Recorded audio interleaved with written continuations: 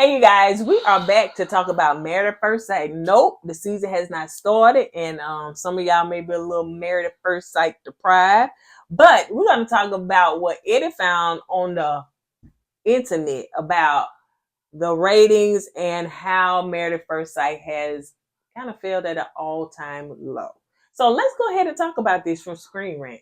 Stay tuned for more. We keeps it real. Expressing how we feel. Whoa. So come on in and sip some tea. Join the KoEd family. We're about relationships and review. Making it fun just for you.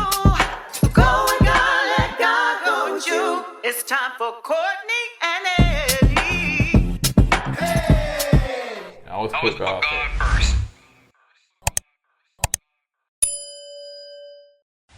What's going on, KoEd camp folks? How y'all doing tonight? Welcome back to another video of Kourtney and Eddie. I'm Eddie, aka E-Dub. This is my lovely wife. Kourtney, also known as Coco.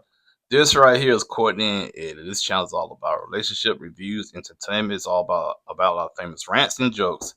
And tonight, like she said, we're going to be talking to you about an article we found on social media about Married at First Sight, poor success rate when it comes to marriages. Why, the season of late has been kind of falling apart. And what the experts supposed to be doing that they're not doing, Right. So take it away, baby. So if you're brand new to this channel and haven't subscribed yet, go ahead and hit that subscribe button down below. We are in that Married at First Sight, last horrible season to the new season that'll be coming up. We don't know when, Chicago. So, kind of a little excited about that, but then kind of not, because I'm not sure what to expect. If it was anything like Denver. I seriously doubt it's going to be like Denver, trust me. So, y'all, let's just go ahead and get into it. Make sure that you like, comment, and subscribe if you haven't already. Subscribe, y'all. Subscribe. So, this is from ScreenRant.com. Married at First Sight's poor success rate explained. What are the experts and production doing wrong? Now, some of y'all already said, hey, some of y'all actually figured out according to some of the stuff that they said.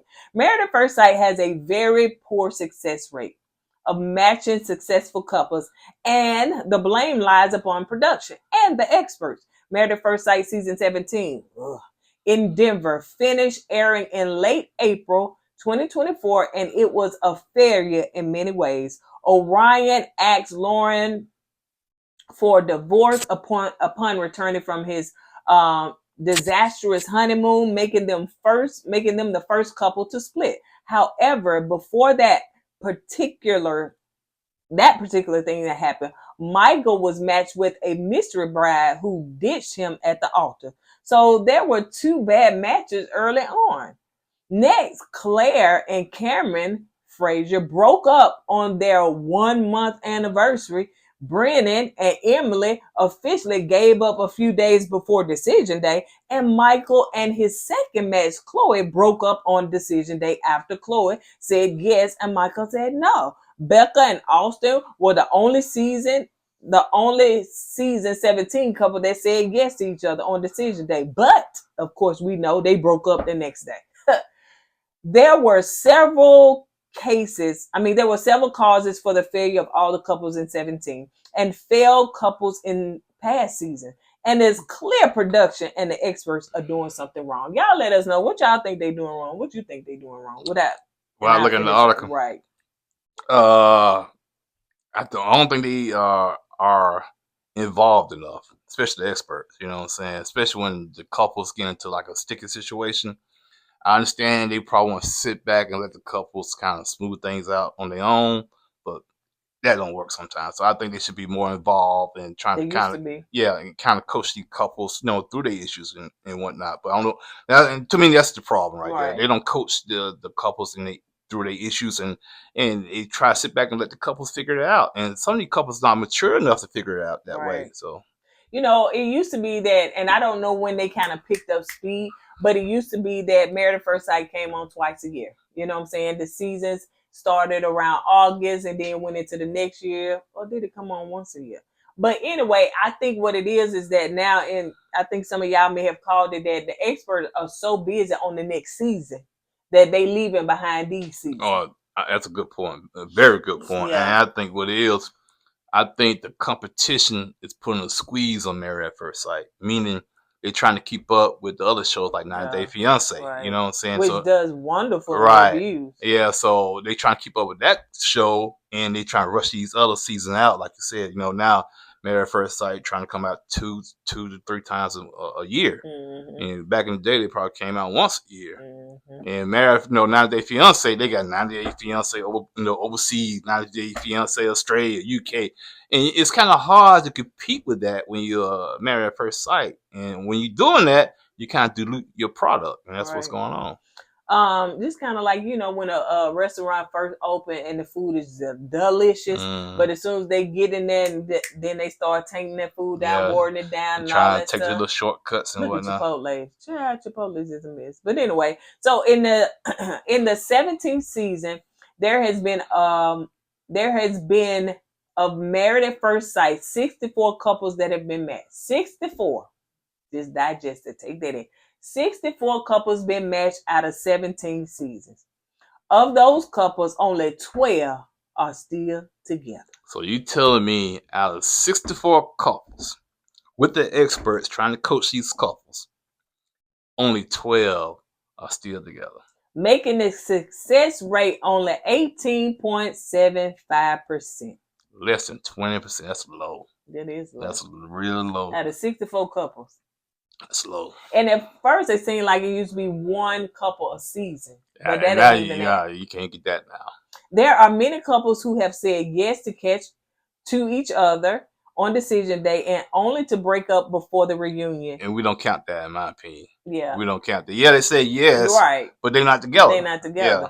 Or in the years following their season. In Married at First Sight, season 14 in Boston, we all know that one, all 5 couples said yes. And we could not figure out, you remember couldn't figure out why they all said yes to each other on decision day. And only Katina and Olajuwon are still together, but they've broken up at least twice. I don't even think they're still together. I don't think they're still together either. I think they filed for divorce and they done. That's me, but I ain't went to scoping on their Instagrams nowhere. The experts have not been able to prevent the couples from breaking up or encouraging them to effectively keep trying, as was the case with Lauren and Orion. The low success rate of Married at First Sight is something that can be improved upon, but changes need to be made. In the show's defense, the couples that have been matched well and that are still together are very healthy looking relationships and marriages, where their pairs seem to have been made for each other, where they seem to be made for each other. Like I would say Vincent and Brianna, she on her second child, and I understand that just because they have children don't make your marriage happy. But they happy. They got a real healthy marriage. I think his name is Greg and I forget her name, cute, dark-skinned, wife, and they still together. I can think of a few that are still together and seem to be happy, look at now they did have that struggle marriage child is Shanice and what's his name? Jeffy. They had that struggle love. Yeah, they still together. They still barely. So Married at First Sight production recruits too many cast members. Did y'all know they recruit? We found that out. Anyway, I think we found that out early on that they do recruit some of their cast members. Yep. Each season, Married at First Sight goes to different cities and matches people from the dating pool there. However, that is not always done organically. At the beginning of the season, the experts used to sit down together and remark about how many applicants they have in season. In season 17's case, it was just 1,000. To me, I thought it was used to be a bunch. We talked about this where, before Eddie, he came on later on, but I used to watch, I ain't watch every season, but I did watch some season. I know they used to show us that people was lined up trying to be a part of Married at First Sight or to get, or to be married at first sight. And I don't think that people was, I think they were still new to the show, so it's not like they was coming on for clout or anything. They just honestly wanted to be married at first sight. But they said in season 17 cast, it was 1,000 that applied. it has come to light that not many people from the applications are chosen to take part in the experience. That many cast members have actually been recruited. Shut your mouth. Yep. So what's As recruiting? far back as season 1, I'm sorry, baby. And Anthony, go ahead. the Amico, I don't know him, was recruited off of Tinder. So they went to Tinder. They said, well, this man looking for love. So he's on Tinder. He got to be looking for love. So why not recruit him on the show? Not necessarily. I know. He can be looking for a booty call. You know what I'm Right. saying? But they recruit the guy anyway. And in this article here, when she's about to get to it now, that season 17, was his name Michael? Mm-hmm. He was recruited. You know what I'm saying? I forgot where they found him from, but yeah. So many of the male cast members over the season have been confirmed to have been recruited, including Michael from season 17. So it seems like they recruit more male contestants than female. Yeah, it seems like it. Because they probably have more of a shortage of male versus female. That's right. When you do events. When I've done my singles mix, more women be there than more men. women than men. That's You true. know, men that be makes somewhere sense. in the bushes somewhere, That makes child. sense. But they do not come to these things. And you know what? It actually do make sense because a man's not really going to go out there stand in line and go on shows like, for a show like Married at First Sight. Because, first of all, his ego. Mm-hmm. You got me out here standing in line trying to get on the show to look for a woman. No, I'm not going to do that. You know what I'm saying? Right. So I'm not saying all men, but a lot of men won't do that. Yeah. So how you going to get a man on the show? You got to go out there and lure him in. You got to go out there and recruit. Yeah. They also said by recruiting cast members, production is not necessarily choosing people who are ready to or want to get married. They run the risk of choosing people who are more interested in being on TV and getting clout. Now, let's keep it real. In Married at First Sight defense, this show is not the only show that's dealing with that. Right. You know what I'm saying? You got Love is Blind, same thing, clout chasing. You got other lesser shows like Ready to Love, clout chasing. So Married at First Sight is not the only show dealing with this, but that's the issue these shows are having right now. Right. You got a lot of guys on here and women get on these shows for clout. Mm-hmm. They want to get their Instagrams up. They want to get their followers up. So brand deals. Right, brand deals. So yeah, so these shows they have a hard job trying to find legitimate people to get on these shows. Yeah. The production team should do more advertising or employ other methods to ensure the more people apply for the show, so they avoid recruiting people because it's clear that they've been picking the wrong participants. Also, this is the headline: Married at First Sight production is too friendly with the cast members. Mm-hmm. The boundaries are too relaxed. In season 17, production clearly stepped over the line in Becca and Austin's relationship, so much so that it was the catalyst to their breakup. Becca and Austin said yes to each other on decision day, despite having a rocky marriage. That night, Austin went out with his castmate, Brennan, and a female member of the production team. When confronted about the hangout the next day, Austin lied, but immediately got caught lying about hanging out with the producer. Becca then broke up with Austin in front of the whole cast. Production clearly meddled in Becca and Austin's relationship, which was extremely inappropriate. Season 17, Michael also showed off how close he and Chloe were to their production crew in on their Instagram posts. The production and filming team should not be fostering relationships with the cast members. Period. Right. The production team is supposed to be invisible. Okay. They shouldn't, you're supposed to act like they're not even there. But apparently, Married at First Sight production, they feel like they can kind of interject. And when you interject, you kind of change the course of people's relationships, right. And I don't know what happened to these production people. Did they get fired? Did they get fined? Something should happen to them, in my opinion, but hey. It says that the production and filming team should not be fostering a relationship with the cast members because situations like what happened with Becca and Austin could happen. There is no telling how many times in the past production got too close to the cast members, causing issues.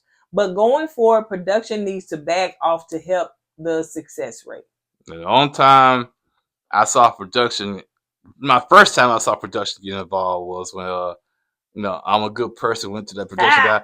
Look at him. Look at his hands. He's just mad. And production said, "What you want me to do about it?" You know what I'm saying? I can't do nothing about it. So to me, that production person, whoever that person was, they did their job. And that time when Hurricane K was going off, and they had to grab her. Oh yeah. So yeah, you'll see them sometimes when. But they had, they had to step in then, right. Which that's understandable. But going out on dates and stuff, that's too far. That's too much. Let's see. I think. Let's see. How do I feel about that? I think that if it was all of them, including Becca, and they all developed their relationship, then I think they all could have went out. But if Becca felt intimidated by this female producer, then female producer should have bagged off. Well, the point is this. Austin lied about it. Yeah. So why lie if it was like innocent? Yeah, if it was innocent and nothing was happening, you didn't have to lie. He lied about it. So to me, you're trying to hide something. So the experts, the Married at First Sight experts, are mismatching couples. They're not giving participants what they want. The experts have showcased their inability to use good judgment and reasoning to match successful couples. They are not taking the time to understand cast members, non-negotiables, and have ended up pairing people who had no chance of connecting on the deep level necessarily to have successful marriages, i.e. Chris and Paige. That, Becca and Austin. Austin, he was like, he was all into church and everything. And Becca wasn't. I.e. Mirla and what his name was?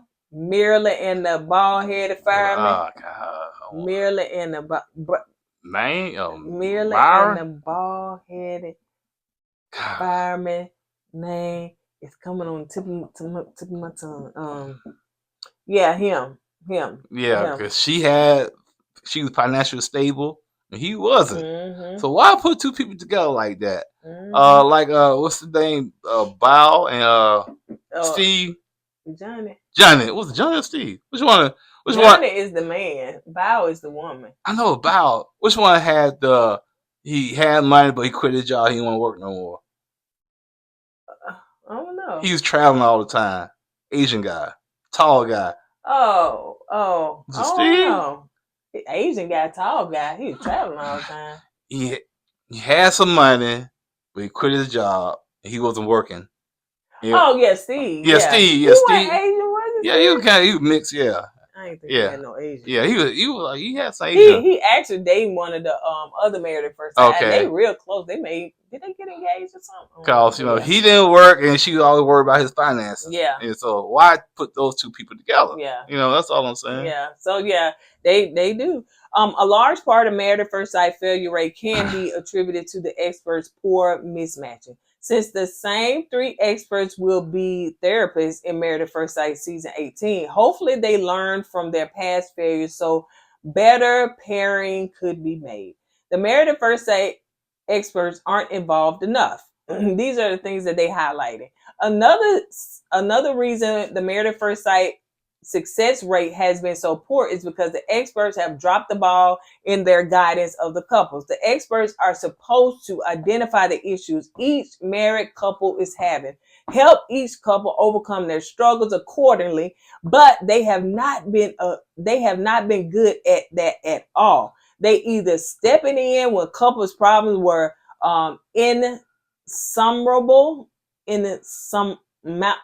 insurmountable, or they've not given the right advice or handled the different personalities at play well. And the reason why, and I said this earlier, you know what I'm saying? The experts are, they're gone, they're invisible, they just don't show up when they need to show up. Yep. And in a way, I think it's on purpose so you can get a train wreck for views, so you can have some more eyes on the television sets. And because if everything going too smooth, you're gonna have a boring show. Mm-hmm. So they want to have that little train wreck right there. So that's why they don't step in. They want another Zach and Hurricane K. They want another Mark the Shark and what's the nurse name? Lindy. They want that She chaos. in a relationship too. Yeah, they want that chaos. You know what I'm saying? Which is okay. It's fine to have a little chaos, but you got to have it balanced off with some good stuff. You know. Like, even I think that they didn't come in fast enough with Lauren and Orion. I definitely don't think they got involved enough with Brennan and Emily. You know, so it's a lot that they did not get heavily involved in, you know. And so, yes, they, like they say, they come in when it's too late or come in at the bare end. Yeah, and I agree. You know, you look at Justin and what's her name? Alexis, you know what I'm saying? You know, if I, you knew Alexis was that way. Why put her with bisexual. Yeah, she knew she was bisexual. I would thought they probably knew. And why put her with what? With Justin. You know what I'm saying? She bisexual, so that means she like both. Yeah, and she said she wanted to get married to a man. Then she said she wants somebody tall. So they did give her what she wanted. You know what I'm saying? But, it just was off. Like, I mean, I don't know if they need to go in and let somebody else do the parent, or is production going in and doing the parent and they just saying, oh, yeah, you know what I'm saying? Then again, when it comes to trying to find the guys, they got to recruit you guys, so they taking what they can get. You know what I'm saying? So. The experts' ineffectiveness has been detrimental to the show's outcome each season. Between the experts and production shortcoming, Married at First Sight has not seen much success in matching long-lasting couples. With Married at First Sight season 18 on the horizon, there is a lot of anticipation over whether production and the experts can get it right after so many failures. Dun, dun, dun. If they don't change their ways, they won't get it right. And like you said, everybody sees what's going on. Everybody sees what's wrong. If we see it, I know they see it. Yeah. I mean, like, I can just think of so many. I get the wrong parent, but then it's almost the blatant. You don't know what kind of bag these people are going to come out of, but at least try to come close to what they asked for. Yeah. Because if not, it's just you're going to get a whole bunch of hurt feelings, like Chris and Paige and how horrible he was to her. And then like Alyssa and what's his name, Chris, and how horrible she was. But then again, what's the key thing about this? It's an experiment. It is. It's an experiment. Sometimes you got mix things that don't go together in an experiment to see if it's going to work or not. That's true, but then when you see that you keep getting the same thing, just look. You got to change your ways. Yeah, you got to change how you do things. But it's an experiment, So I know some of y'all may not watch or may not be in that world of the Housewives. And so, like with Atlanta Housewives, they having to take a hiatus for maybe like 1 or 2 seasons because they got to revamp, and so maybe Married at First Sight need to take a step back to just revamp and regroup and do something new and different because, people their views have suffered, the last couple of seasons. They're not going to do that.